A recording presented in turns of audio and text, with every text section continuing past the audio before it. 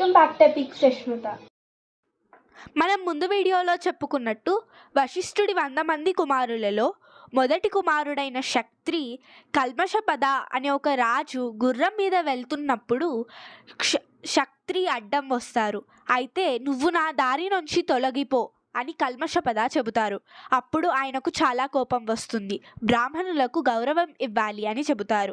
దాంతో కల్మషపద ఏమాత్రం గౌరవం ఇవ్వకుండా కొరడాతో శక్త్రిని కొడతారు.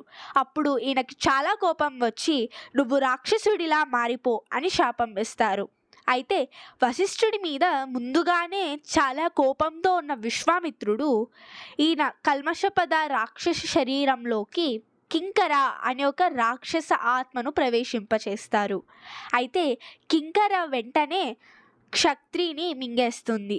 దాని తర్వాత ఆ రాక్షసుడు ఒక బ్రాహ్మణుడి వద్దకు వెళ్ళి నాకు మనిషి మాంసం తీసుకురా అని చెబుతారు. అప్పుడు ఆ బ్రాహ్మణుడు నువ్వు భూమి మీద తిరుగుతూ ఉండు అని శాపం ఇస్తారు. దీంతో ఆయన అంటే విశ్వామిత్రుడికి ఆనందం చాలా పెరిగింది. దీని తర్వాత విశ్వామిత్రుడు వశిష్ఠుడి 99 మంది కుమారులను కింకరను తినేయమంటారు.